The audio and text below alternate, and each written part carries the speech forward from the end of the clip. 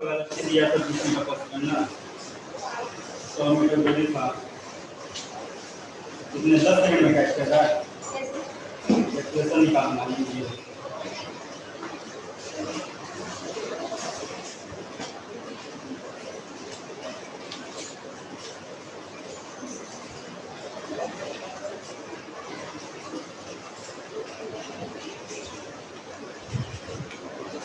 Question दिया गया था पिछले क्लास में,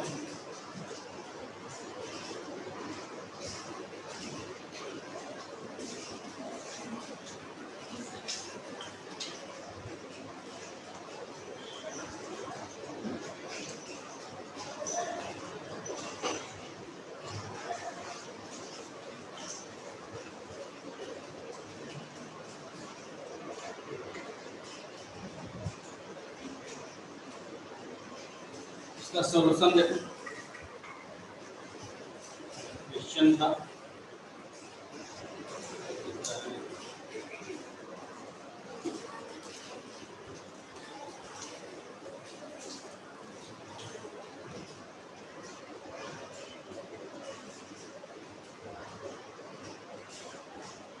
जो डिस्कशन में था कि बस है जो कि भाग रहा है 20 मीटर पर सेकंड से।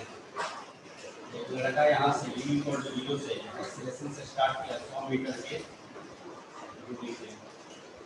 दोनों सिचुएशन t इक्वल टू 0 पे दिया हुआ है और बस आगे भागेगा, लड़का भी उसको कैच करने की कोशिश कर रहा है, तो उसका एक्सेलरेशन क्या हो कि 10 सेकंड में कैच कर ले। यही है, यहाँ टाइम देके एक्सेलरेशन पूछ रहा है, इससे पहले एक्सेलरेशन देके टाइम ओवर निकालते थे हम लोग। तो कैच करेगा, इसका मतलब बताया था कि दोनों सेम लेवल में आ जाएगा। मान यहाँ पे कैच कर रहा है, ये दूसरा एक अलग डायग्राम ड्रॉ कर सकते हो।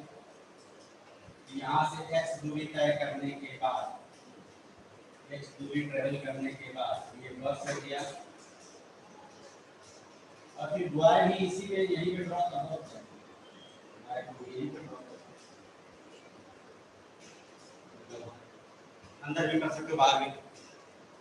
तो मान लिया कि कैच कर लिया, बस है y, बस ट्रेवल करेगा x दूरी, तो y कितना ट्रेवल करेगा 100 प्लस x। टाइम कितना लगेगा, दोनों का सेम लगेगा, अलग अलग लगेगा? टाइम सेम होगा कि अलग अलग होगा? t इक्वल 10 सेकंड का है, सेम होगा क्या? देखो सेम टाइम पे स्टार्ट किया, सेम टाइम पे एंड किया, बताया था दूरी से टाइम को कोई मतलब नहीं होता। डायरेक्ट टाइम देखने के लिए देखो कि कब स्टार्ट हुआ कब एंड हुआ। अगर दोनों का स्टार्टिंग पॉइंट और एंड पॉइंट सेम है, मतलब टाइम सेम लगा होगा, तो t0 पे दोनों स्टार्ट किया, t10 पे रुका है, रुका नहीं है, मैंने कैच कर लिया, रुका तो नहीं होगा, कैच कर लिया, उसको बस पे चढ़ गया एक तरह से। अब जैसे भी है स्टंट मारा, जो भी स्टंट ही मारना पड़ेगा ना, वेलोसिटी से जा रहा है, तुम उस पर चढ़ रहे हो, जैसे भी है, हमें उससे कोई मतलब नहीं है।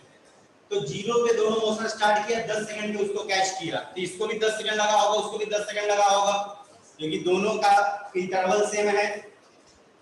ये तो बस इतना ही दूरी तय करेगा, बस जो होगा ये वाला दूरी तय करेगा, बस का टाइम लगेगा 10 सेकंड, और ये जो y है यहाँ पे y ये वाला दूरी तय करेगा, ये कितना लगेगा 10 सेकंड, दोनों का 10 ही सेकंड लगने वाला। y को भी बस में, बस में फर्क कौन सा फॉर्मूला लगाओगे? कांस्टेंट वेलोसिटी से s इक्वल टू vt, बस का दूरी कितना है x, वेलोसिटी 20, और टाइम कितना है 10, तो 200 मीटर बस ट्रेवल किया होगा 200 मीटर। अब y के लिए डिस्कस करना, कौन सा formula? ut plus half t square. s कितना होगा इस केस में x प्लस 100, u 0, एक्सेलरेशन निकालना है, टाइम कितना होगा 10 का स्क्वायर, ये ना है, x का वैल्यू 200 है प्लस 100, ये बाय 2, और 100 का 10 का स्क्वायर 100, 300 इक्वल टू 58, ये का वैल्यू कितना आ गया 6 मीटर पर स्क्वायर, 6 मीटर पर स्क्वायर से सिलेक्ट करेगा, तब 10 सेकंड में वो कैच कर पाएगा।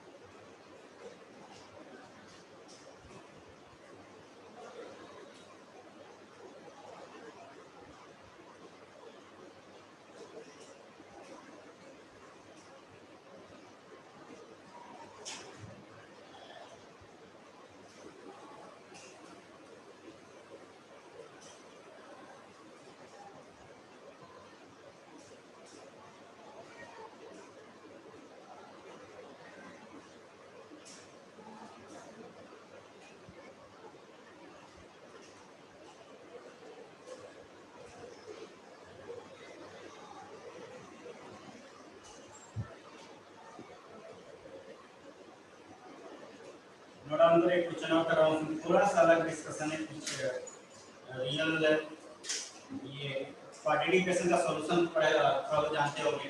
अंडर रूट में एक जगह यूज किया था, अंडर रूट बेस का मैथ स्क्वायर ऐसे होता है। अब रियल वैल्यू तो पॉजिटिव होना चाहिए, अंडर रूट के अंदर पॉजिटिव वैल्यू होना चाहिए कि नेगेटिव हो सकता है। रूट के अंदर नेगेटिव वैल्यू हो सकता है क्या रियल में? नहीं होता, रियल में एग्जिस्टेंस नहीं, इमेजिनरी नंबर पढ़ोगे मैथ में, लेकिन रियल में उसका एग्जिस्टेंस नहीं है। मैं बोलूं कि अंडर रूट -4 सेकंड, इसका कोई मतलब है क्या? ये टाइम है, टाइम का रियल एग्जिस्टेंस होना चाहिए, टाइम वर्चुअल थोड़ा हो सकता है।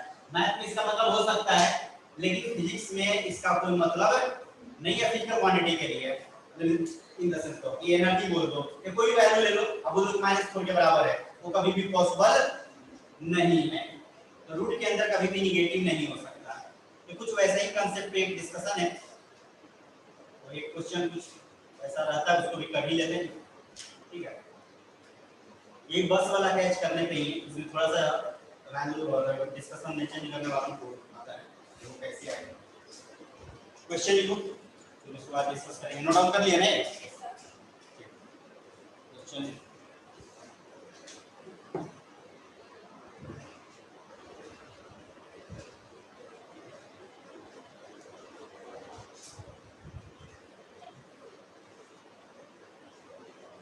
शुरू कैलकुलेशन पार्ट अभी नहीं आया है, इसमें हमने देखी जाएगा वहां पर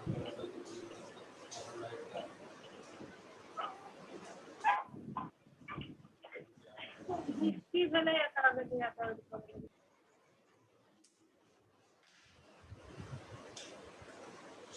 क्वेश्चन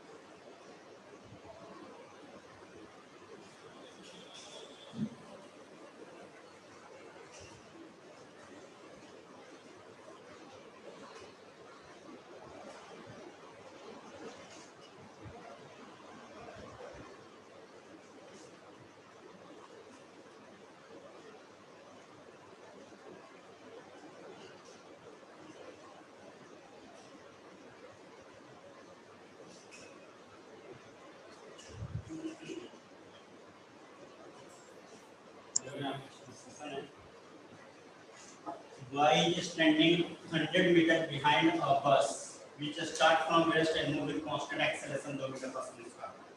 बस रेस से स्टार्ट करके 2 मीटर पर सेकंड स्क्वायर से मूव कर रहा है। एट द सेम मोमेंट, मतलब उसी मोमेंट जैसे बस स्टार्ट किया होगा दौड़ना शुरू किया, at the same moment boy start to move with constant velocity vv, vv constant velocity से दौड़ना शुरू किया। कितना कम से कम वेलोसिटी से दौड़े ताकि बस को कैच कर ले? कि कम वेलोसिटी से दौड़ेगा तो नहीं कैच करने वाला, वेलोसिटी जो है बस का है बढ़ता जा रहा है, कुछ तो एक सर्टेन वैल्यू होना चाहिए। जैसे कि मान लो अगर मान लो y का वेलोसिटी 10 से भाग रहा है, अब बस का वेलोसिटी बढ़ते जाएगा। अगर बस का वेलोसिटी 10 से ज्यादा एक बार हो गया, कभी लड़का कैच कर पाएगा क्या? आगे वाला वेलोसिटी ज्यादा, तुम्हारा वेलोसिटी कम, कभी कैच कर सकते हो? कोई चांस ही नहीं है। तुमसे कम वेलोसिटी रहते हुए या बराबर रहते तुमको उसको कैच कर लेना है। जैसे तुमसे ज्यादा वेलोसिटी हुआ कभी कैच होने वाला, क्योंकि कंटीन्यूअस एक्सेलेरेशन मानना है उसका। तो मिनिमम क्या वेलोसिटी हो ताकि वो कैच कर ले? बस भी वहां रुका हुआ नहीं है, बस आगे भाग रहा है। इसी के बारे में डिस्कशन करना। चलो जैसे हम लोग शुरू करते थे वैसे ही करते हैं, कि देखते हैं कहाँ वो सब कंसेप्ट लगने वाला है। तो जो हमारा डिस्कशन है उसी तरह से करते हैं जैसा कि अभी तक।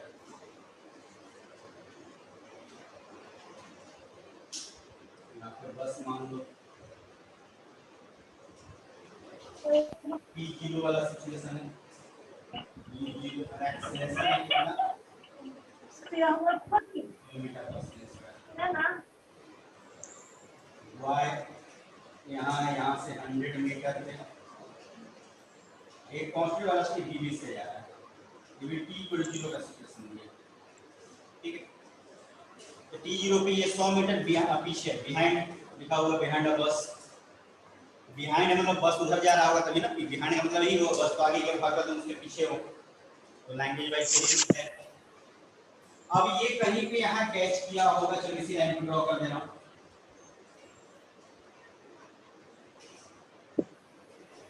या इसी बैठा दो, कैच कर लिया।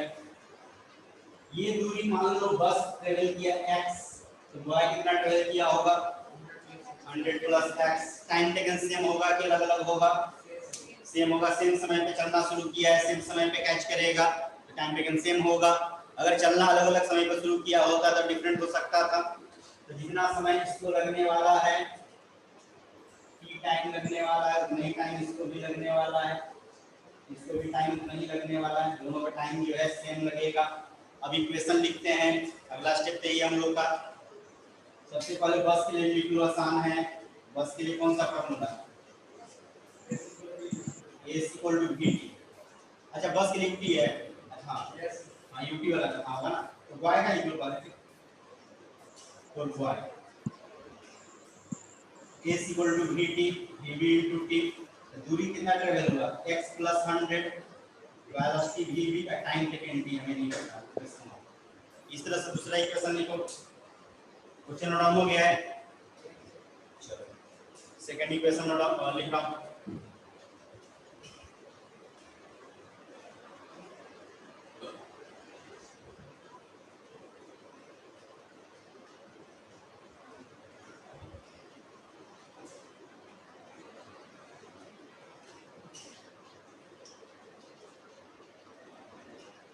y के लिए बस के लिए y का हो गया, फॉर्मूला लगाओगे a equal to ut plus half t square. ये तो वैल्यू होगी x u0 हाफ एक्सेलरेशन का value 2 into t square, x का वैल्यू हो गया t square, x t square के बराबर है। x का वैल्यू पुट कर लो इक्वेशन नंबर 1 में,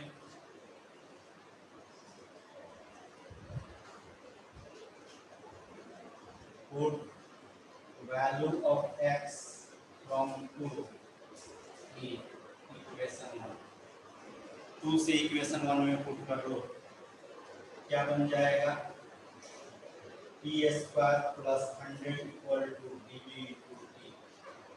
देखो यहाँ से जाएगा t square minus dv into t plus 100 equal to 0। अब यहाँ देखो दो वेरिएबल है, टाइम भी है, एक वेलोसिटी भी है। एक इक्वेशन से दो वेरिएबल ऐसे तो सोल्व नहीं हो सकता, लेकिन तुमको प्रॉपर वैल्यू पूछा भी है, तुमको मिनिमम वैल्यू पूछा है, ये ना पूछा है। तो यहीं पे करना है कि ये टाइम का रियल वैल्यू तब होगा जब इसका discriminant greater than equal to 0 हो। टाइम तो रियल आना चाहिए ना, यही एक बताया थोड़ा अभी थोड़ी देर पहले कि थोड़ा एक्स्ट्रा टाइप का डिस्कशन है। अभी तक ऐसा डिस्कशन कोई आया नहीं था, सिंपल वैल्यू निकाले थे हम लोग, क्वाड्रेटिक सोल्व करना होता था। लेकिन देख रहे यहाँ दो वेरिएबल ध्यान से देखो, तो t और vb, vb भी नहीं पता, vb निकालना, टाइम भी तो वेरिएबल है। तो एक इक्वेशन में दो वेरिएबल अभी तक ऐसा तो कोई सोल्व नहीं किए होंगे, लेकिन चूंकि यहाँ वैल्यू प्रॉपर नहीं निकालना है तो ये ध्यान रखोगे ऐसा डिस्कशन आगे भी आएगा कि कहीं पे कोई मिनिमम वैल्यू निकालना हो क्वाड्रेटिक में है तो रियल के अकॉर्डिंग कर लेते हैं, क्योंकि रियल हम लोग को चाहिए फिजिक्स में, मैथ वाला पार्ट तो है नहीं। फिजिक्स में जो भी दूरी है वो रियल चाहिए, टाइम है रियल चाहिए, कोई फिजिकल क्वांटिटी वो रियल ही चाहिए। कोई भी फिजिकल क्वांटिटी इमेजिनरी नहीं हो सकता, वो कोई भी तुम नाम ले लो, तुम हाइट ले लो, लेंथ ले लो, एनर्जी ले लो, मोमेंटम ले लो, जो मर्जी ले लो, वो कभी भी अंडर रूट निगेटिव नहीं हो सकता, रूट के अंदर निगेटिव नहीं हो सकता, टोटली इमेजिनरी वैल्यू होता है, तो उसका रियल में कोई एग्जिस्टेंस फिजिक्स में नहीं है, मानसा है। कि कभी ऐसा सिचुएशन आए हमें डिस्क्रिमिनेंट ग्रेटर इक्वल टू 0 करके हमने आंसर निकाल लेना है, क्योंकि रियल वैल्यू सारा होता है जितना फिजिकल क्वांटिटी है, कोई भी इमेजिनरी वैल्यू में नहीं जाता है। इसका डिस्क्रिमिनेंट ग्रेटर इक्वल टू 0 अगर हम लोग कर ले तो हमारा आंसर आ जाएगा। नीचे वाला नोट डाउन हुआ, नोट डाउन करो, फिर इसको सोल्व करते हैं। डिस्क्रिमिनेंट ग्रेटर इक्वल टू 0 कर लेना, वहां से मिनिमम वैल्यू आ जाएगा। इससे ज्यादा से भी दौड़ोगे तो बहुत अच्छा, पहले कैच कर लोगे। तुम 10 आया मिनिमम, तुम 20 से दौड़ो तो और अच्छा है ना, पहले तुम कैच कर लोगे। 40 से जो और पहले कैच कर लोगे, तो मिनिमम वैल्यू की बात हो रहा है।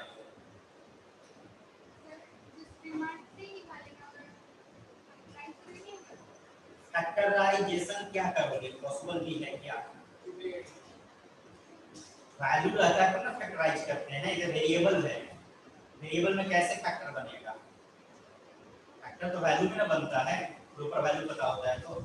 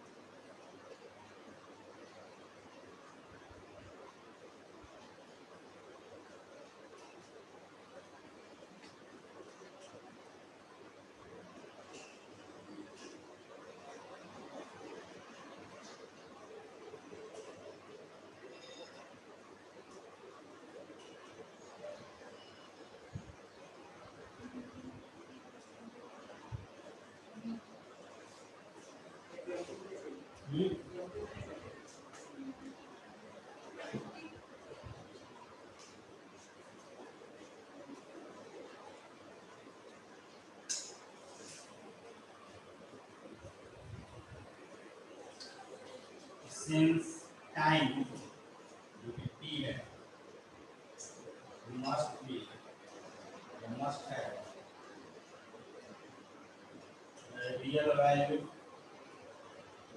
होना चाहिए, therefore this b square minus 2ac greater than equal to b कितने बराबर minus bb whole square minus 2, a का वैल्यू 1, c का value 100 greater than equal to 0, bb का square greater than equal to 400, bb greater than equal to 400,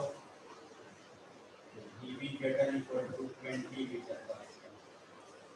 20 से उससे ज्यादा होना चाहिए, मिनिमम वैल्यू हो जाएगा b मिनिमम, ये bb का मिनिमम है 20 मीटर। 20 से उससे ज्यादा है, हमें आंसर 20 लेना होगा, आंसर 20 हो जाएगा। 20 से दौड़ोगे तो कैच कर लोगे, या उससे ज्यादा से, कम से दौड़ोगे कभी भी कैच होने वाला नहीं है, दौड़ते रहिए कभी नहीं कैच करोगे।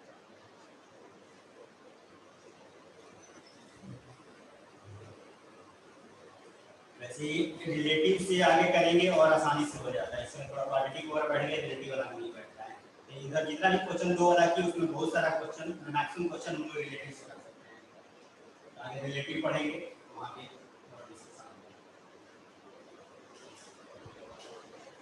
नोट डाउन कर लो। ये कुछ कांस्टेंट एक्सेलरेशन पे डिस्कशन हो गया, ऑब्जेक्ट के सिंपल है सब मोशन एक्सेलरेशन वगैरह देखे। ऐसे ही एक डिस्कशन है कांस्टेंट एक्सेलरेशन पे, लेकिन उसका एक्सेलरेशन फिक्स होता है, वह एक्सेलरेशन हम लोग नहीं देते हैं। तो ऐसा डिस्कशन है यहाँ पे एक्सेलरेशन फिक्स होता है, बस वो प्रॉपर वही वैल्यू लेना ही है, उसका कांस्टेंट एक्सेलरेशन का ये कोई ऐसा एक फिक्स वैल्यू होता है एक्सेलरेशन का। 9.8 मीटर पर सेकंड कहां पे होता है? Free falling motion under gravity उसमें दो पार्ट में हमें डिस्कस करना है, एक मोशन 1 डायमेंशन का, एक मोशन 2 डायमेंशन का। तो 1 डायमेंशन मोशन अभी डिस्कस करेंगे, 2 डायमेंशन करेंगे जब 2D वाला बात करेंगे। 2 डायमेंशन वाले का एक अलग से नाम है प्रोजेक्टाइल मोशन। तो projectile motion actual motion under gravity है 2 डायमेंशन का। बैट बॉल वाला बॉल फेंकते वैसे या कोई एक पाथ गेन करता है 2D में, और ऑब्जेक्ट को अगर ऊपर फेंक दो एग्जैक्टली वर्टिकली या वर्टिकली नीचे फेंको तो 1 डायमेंशन में रहेगा ना, लाइन में रहेगा ना। 1 डायमेंशन वाला लाइन, एक डायमेंशन किसका हुआ लाइन का, 2 डायमेंशन किसका हुआ प्लेन का। जैसे ये प्लेन कितने डायमेंशन का है 2 डायमेंशन। 3 डायमेंशन किसका हुआ वॉल्यूम का, रूम पूरा का पूरा रूम कितने डायमेंशन में 3 डायमेंशन। 3 ही डायमेंशन होता है कि ज्यादा भी होता है। तो हम लोग 3 डायमेंशन ही विजुलाइज कर पाते हैं, वैसे डायमेंशन बहुत ज्यादा होता है इसके डेडिकेटेड। और ज्यादा फेमस डायमेंशन है 4, एक टाइम भी डायमेंशन होता है। टाइम जो है वो डायमेंशन है। टाइम टाइम जो है ऑब्जर्वर डिपेंडेंट होता है, अभी हमारे सिलेबस में नहीं है वो, एक्चुअल में आइंस्टाइन का थ्योरी ऑफ रिलेटिविटी से रिलेटेड है जो बहुत पहले उन्होंने दिया था। यहाँ का टाइम कुछ और होता है, ज्यादा वेलोसिटी जाओगे तो टाइम कुछ और हो जाएगा, 1 घंटा उसके कुछ और हो जाएगा। लेकिन ज्यादा वेलोसिटी मतलब ये नहीं कि 100 200 500 मीटर, स्पीड ऑफ लाइट के इक्वल है, मतलब 3 लाख मीटर पर सेकंड के इक्वल है। इतना नहीं हो सकता लेकिन उसके इक्वल है, 2.5 lakh 2 lakh metre per second, लेकिन एक सेकंड में 2 लाख मीटर जाएगा, 2.5 लाख मीटर जाएगा, तब जाके तुम्हारे लिए टाइम चेंज हो जाएगा। 1 घंटा जो अभी का है पहले का 1 घंटा दोनों चेंज हो जाएगा। और एक चीज और माइंड में जानकारी रख सकते हो, और या एससी वर्मा बुक तो मे भी खरीदे होगे लोग तुम लोग, तो उसका 12th वाला पार्ट में, 11th वाला पार्ट में तो नहीं है, 12th वाला पार्ट के लास्ट टॉपिक में उन्होंने थोड़ा बहुत इस पे डिस्कशन किया हुआ है जो टाइम डायलेशन वगैरह बोलते हैं। तो एक बात उसमें एक चीज है बट सही नहीं है ऐसा, मैथमेटिकली है रियल में पॉसिबल अभी तक नहीं हुआ है कि अगर किसी भी ऑब्जेक्ट को स्पीड ऑफ लाइट से फेंक दिया जाए ऑब्जेक्ट को, तो ये पॉसिबल नहीं है। स्पीड ऑफ लाइट केवल फोटोन के लिए होता है जो मासलेस होता है, तो एक दिन बताया भी था फोटोन में मास है नहीं, रेस्ट मास नहीं होता है, मासलेस होता है। तो किसी भी मास वाले ऑब्जेक्ट का स्पीड ऑफ लाइट के बराबर भी नहीं हो सकता, हमेशा छोटा ही होगा।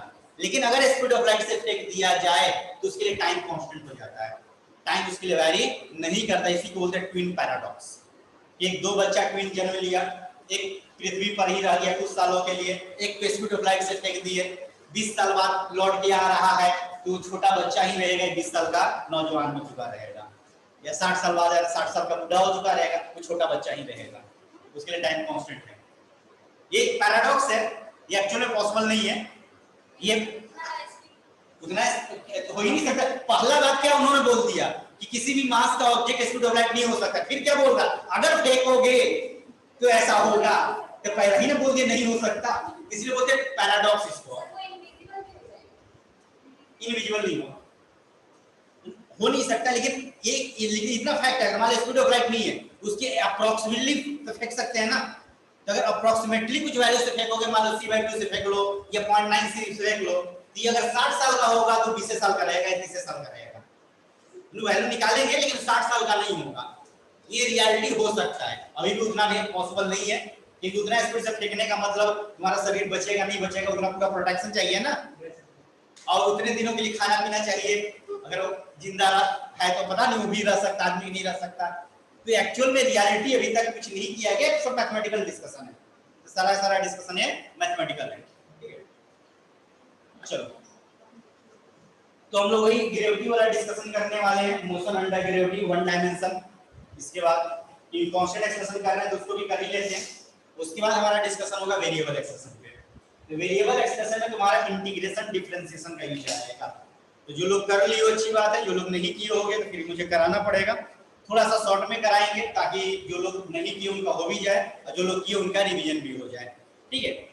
तो तुम्हें इतना हो जाए कि तुम क्वेश्चन कर सको, तुम्हें समझ में आ जाए। उसमें था क्लास में कि पूरा डिटेल कुछ चीजें डेराइव किए थे, पूरा वैल्यू निकाले थे, ग्राफिकली समझ रहे थे, बहुत सारा टाइप से किए थे, ठीक है। यहाँ पे सिंपल वैल्यू वाला बात कर लेंगे ताकि तुमसे क्वेश्चन बनने लगे। तो इसके बाद करेंगे मोशन अंडर ग्रेविटी के बाद, अभी कांस्टेंट एक्सप्रेशन अभी हो रहा है उसको कर लेते हैं। अभी इसके 2-3 क्लास चलेगा मोशन अंडर ग्रेविटी का। आगे हेडिंग डालो क्या चीज, वो सब का यूज ये है कि तुमको उसका अंडरस्टैंडिंग डेवलप होगा। क्वेश्चन में ऑब्वियस सी बात है अंडरस्टैंडिंग का बहुत ज्यादा रूल नहीं आता, यूज नहीं आता, फार्मूला डेवलप करना है। और स्लोप जो डिफरेंशिएशन होता है स्लोप ऑफ टाइम होता है, बस इसी एक लाइन का यूज है, लेकिन उसके लिए पूरा एक क्लास समझाया था। दूसरी था कि अंडरस्टैंडिंग हमें डेवलप हुआ, भाई ऐसा भी होता है, ऐसे आता है, कहीं उसको हम यूज कर सकते हैं फर्दर कभी हुआ तो, ठीक है। और दूसरा डायरेक्ट मैं बता दूंगा तो उसमें भी दिक्कत हो जाता है, सर फार्मूले रटवा देते हैं। लेकिन अब भी तो ऐसा ही कुछ करेंगे, क्योंकि अभी इतना डिटेल करेंगे तो 8-10 क्लास के वैसे निकल जाएगा, ठीक है। तो शुरू में था तो कराना जरूरी था, लेकिन उतना भी डिटेल में नहीं कराया, मुझे कहा कि बैक में होगा। जैसे डिफरेंशिएशन का फार्मूला डायरेक्ट लिखवा दिया था, x to the power n है तो याद कर लोगे x to the power n -1 होता है, मैथ में डेराइव करोगे। उतना भी डिटेल नहीं था, लेकिन इतना कर दिया था ताकि तुमको डिफरेंशियल इंटीग्रेशन समझ में आए एक्चुअल में, एक्चुअल में होता क्या, करे क्या है आखिर हम लोग, इतना तो पता होना चाहिए ना। ये नहीं सर बोले कर दे रहे हैं, आइडिया तो लगना चाहिए ना क्या कर रहे हैं आखिर, इसका मतलब क्या है, बस उतना समझाया था। अलग उतना यहाँ भी समझा दूंगा मैं, उतना डिटेल में ना जाते हुए भी मैं समझा दूंगा उसको, ठीक है, जब करेंगे। अभी तो मोशन अंडर ग्रेविटी डिस्कस करते हैं। और एक चीज और ध्यान रखो, कोई भी चीज जो हम लोग पढ़ते हैं हमेशा एग्जाम ओरिएंटेड ही नहीं रहता है। एग्जाम ओरिएंटेड पढ़ोगे तो कभी पढ़ने में मन नहीं लगेगा, ठीक है। तो हमेशा ये नहीं कि अरे एग्जाम में कितना मुझे जरूरत है तो नहीं पढ़ेंगे, तो पढ़ने का कोई सेंस नहीं है, मन ही नहीं लगेगा, फिर तुम्हें इंटरेस्ट ही डेवलप नहीं होगा। इंटरेस्ट भी तो डेवलप करना है, तब तो पढ़ने का कोई मतलब है। तो कुछ चीज हम लोग उसको क्या उसको बाउंड्री बांधते हैं एक तरह से कह लो, उसमें भावना डालते हैं, जो भी कह लो, ताकि उन्हें इंटरेस्ट डेवलप हो। तो कुछ इंटरेस्ट डेवलप करने की जरूरत है ताकि पढ़ने में मन लग जाए। और इतना भी नहीं करना है कि अपने सिलेबस से जोड़ चले जाए, वो भी नहीं करना है। तो सब चीजें भी होता है, तो उसके बाद एग्जाम ओरिएंटेड अपना हो ही जाता है। हेडिंग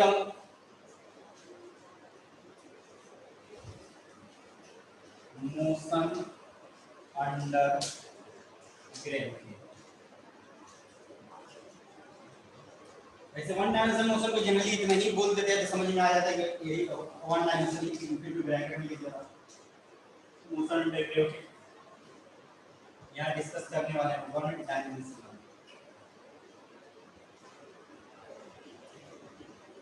इसको 1D भी लिखते हो शॉर्ट में।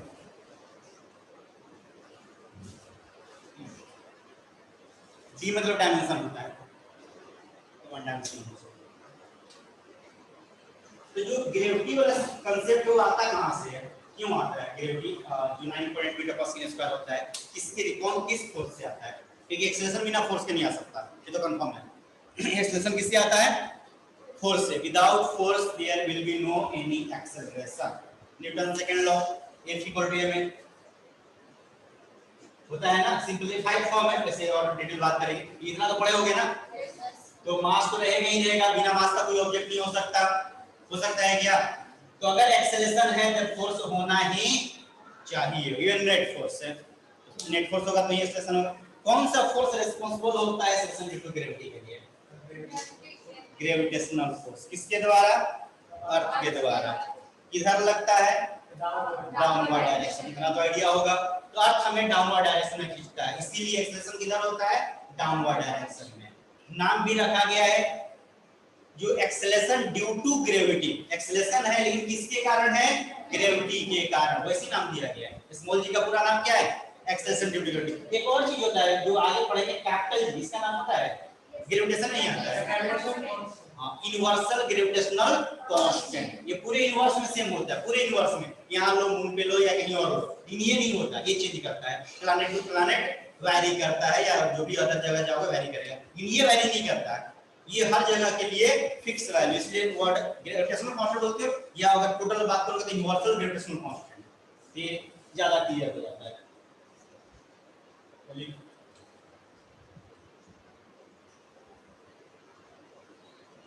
if an object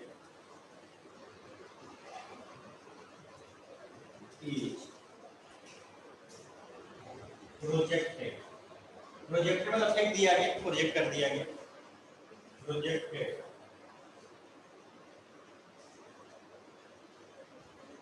then it will move under gravity.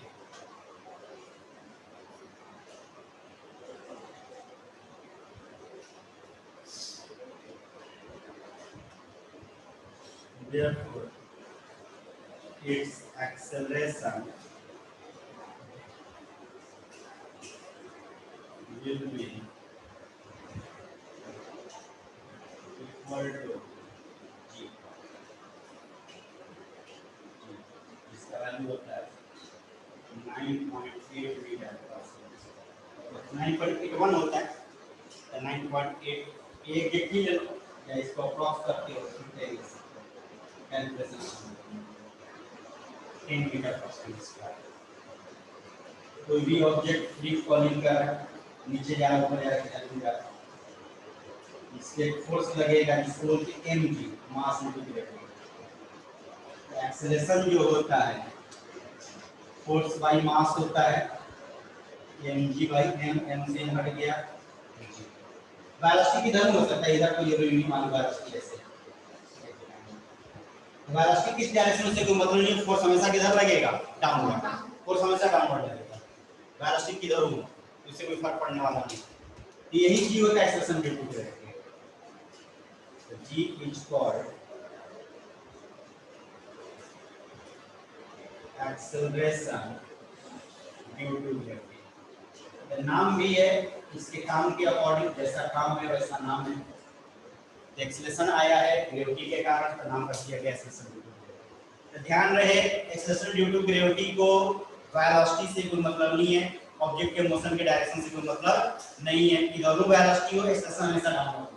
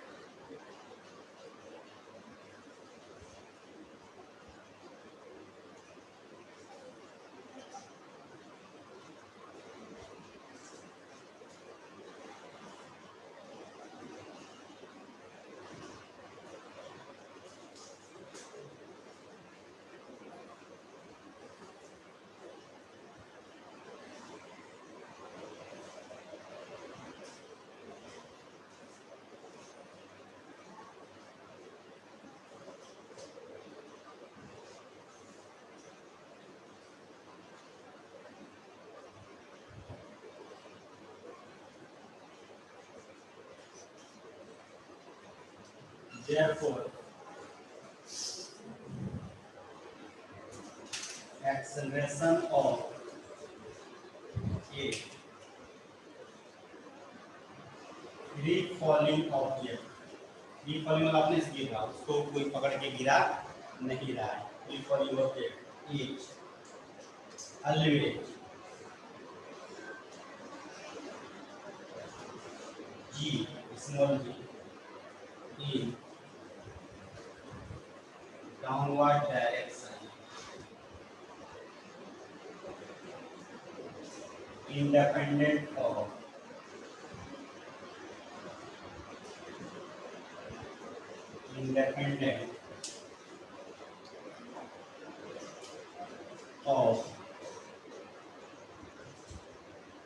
magnitude and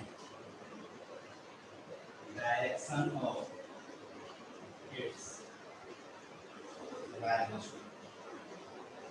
velocity के मैग्नीट्यूड या डायरेक्शन से कोई मतलब नहीं है। फ्री फॉलिंग अगर हो रहा है एक्सेलरेशन जो होगा जी डाउनवर्ड करना इंपॉर्टेंट पॉइंट है। पूरे कोई टाइम में भी सब आएगा ही नहीं है, अभी भी आएगा। नोट डाउन कर लो, फिर डिस्कशन स्टार्ट करते हैं 1D वाला। ये जनरल डिस्कशन था फ्री फॉलिंग का।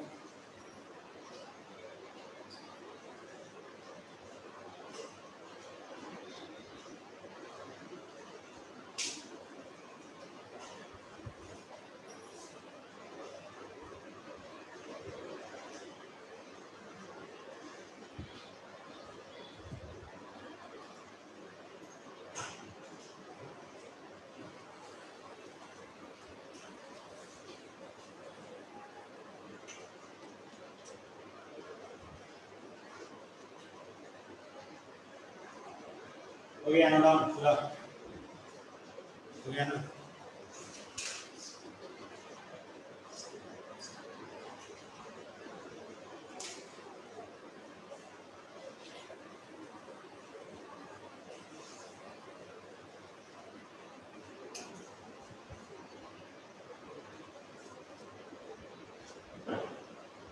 discussion of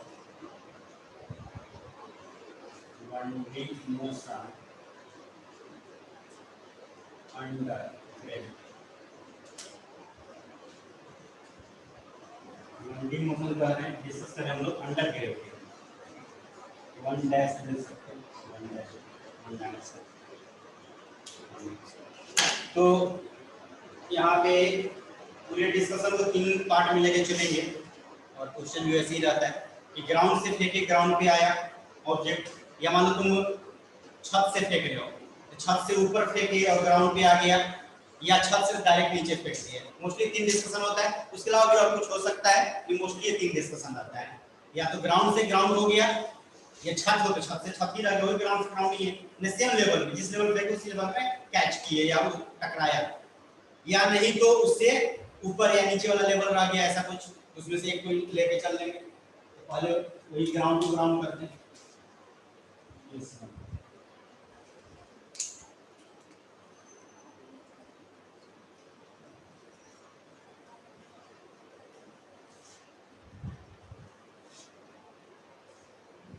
ground to ground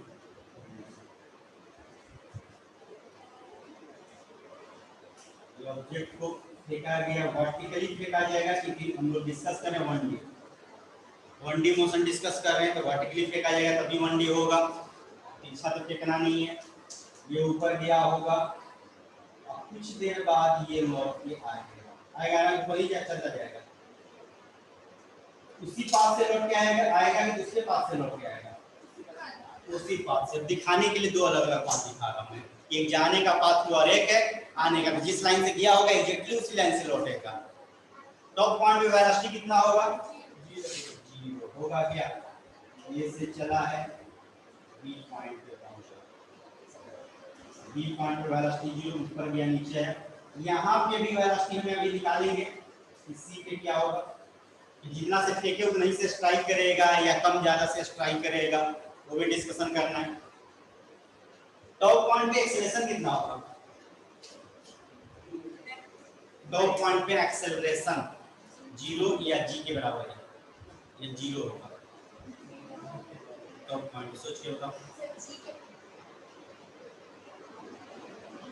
g होगा ना ये 0 हो जाएगा वेलोसिटी 0 मतलब एक्सेलरेशन 0 ऐसा थोड़े होता है एक्सेलरेशन क्या होता है force by mass acceleration simply ध्यान रखो वेलोसिटी से डायरेक्ट मतलब नहीं है एक्सेलरेशन को एक्सेलरेशन को मतलब फोर्स से होता है ध्यान रखना एक्सेलरेशन को मतलब किससे है फोर्स से वेलोसिटी से डायरेक्ट मतलब नहीं है हां डिफाइंड है वेलोसिटी के रेट ऑफ चेंज पे लेकिन वो डायरेक्ट नहीं मतलब है फिर वेलोसिटी का रेट ऑफ इक्वेशन लिखोगे रेट ऑफ चेंज निकालोगे तब ना डायरेक्ट किससे मतलब है फोर्स से तो डायरेक्ट वैल्यू आएगा मेरा फोर्स बाय मास तो टॉप पॉइंट पे फोर्स लगाएगा अर्थ की नहीं लगाएगा छोड़ देगा जाओ लगाएगा तभी ना नीचे लेके आया नहीं तो वही लटका रह जाता अगर टॉप पॉइंट पे फोर्स लगना बंद हो जाए तो ऑब्जेक्ट नीचे आएगा तो वही लटका रह जाएगा ना वहीं पे दैट मींस नीचे आ रहा मतलब फोर्स उसको खींच रहा है फिर धीरे-धीरे वेलोसिटी गेन किया तो धीरे-धीरे वहां पे नीचे आ रहा है तो टॉप पॉइंट पे एक्सेलरेशन होगा ये ध्यान दोगे तो टॉप पॉइंट पे एक्सेलरेशन रहेगा हां कितने के बराबर तो वैल्यू 9.8 मीटर पास्कल इसका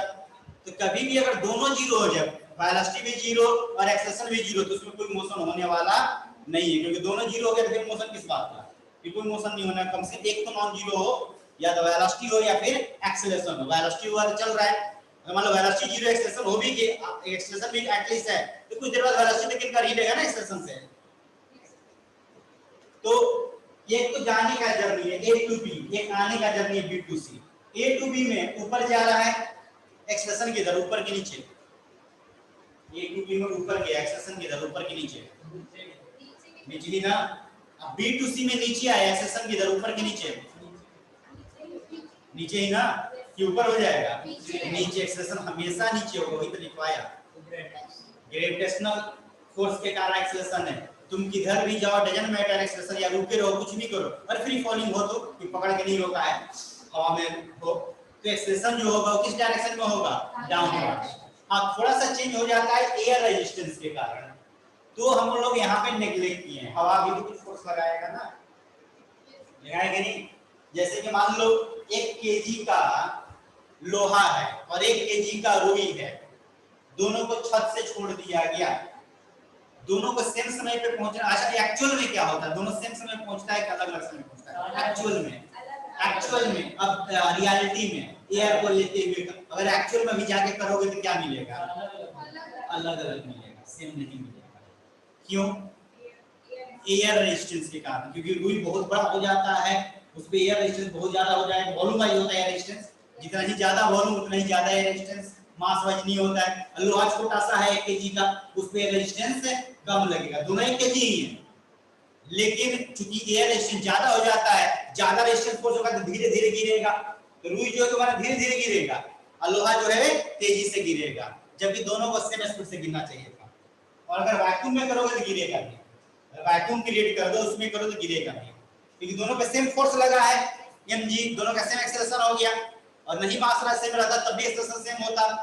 इवन 1 केजी में छोटा रुई या किसी भी मास का कोई भी ऑब्जेक्ट फेंको, डजंट मैटर, एक्सेलरेशन सेम होने वाला है। तो दो ऑब्जेक्ट किसी भी मास का ड्रॉप करोगे, कोई भी दो ऑब्जेक्ट अगर वैक्यूम में है तो सेम टाइम पे गिरेगा। एक 1 केजी का 100 केजी का, ऐसा नहीं 100 केजी पहले गिर जाएगा, 1 केजी लेट से गिरेगा, ऐसा होने वाला, दोनों का एक्सेलरेशन तो सेम ही ना मिलेगा। mg/m g ही ना एक्सेलरेशन है, g को मास से मतलब भी है क्या, तो जो 1 केजी का एक्सेलरेशन है वही 100 केजी का, वही 1 लाख केजी का है, सबका एक्सेलरेशन सेम है। तो जब सबका एक्सेलरेशन सेम है तो आगे का डिस्कशन भी तो सेम होना चाहिए ना, u0 में ले रहा हूं, सबको एक साथ ड्रॉप क्यों, तो दूरी सेम होना चाहिए, टाइम सेम होना चाहिए, वेलोसिटी सेम होना चाहिए, सब सेम होना चाहिए। तो उस मास से कोई मतलब नहीं होता है, बशर्ते हम लोग एयर को नेग्लेक्ट करें। वैक्यूम में तो नहीं मेंशन होता है क्वेश्चन में, तो वही लेके चलते हैं। क्वेश्चन अगर मेंशन कर दे कि नहीं एयर को लेना है तब काउंट करेंगे, वही प्रॉपर डिस्कशन ले करके वो आगे लास्ट में का दो क्वेश्चन वैसा करेंगे। तो जितना डिस्कशन है सब में एयर रेजिस्टेंस को नेग्लेक्ट किया गया है, ठीक है। तो ऊपर जाने में भी एक्सेलरेशन नीचे की ओर होगा और नीचे आने में भी एक्सेलरेशन नीचे की ओर होगा, दोनों केस में एक्सेलरेशन नीचे। कुछ पॉइंट यहाँ पे है, some important points, some points। पहला तो यहाँ पे हम लोग एयर रेजिस्टेंस इज नेग्लेक्टेड, दूसरा पॉइंट एट टॉप पॉइंट,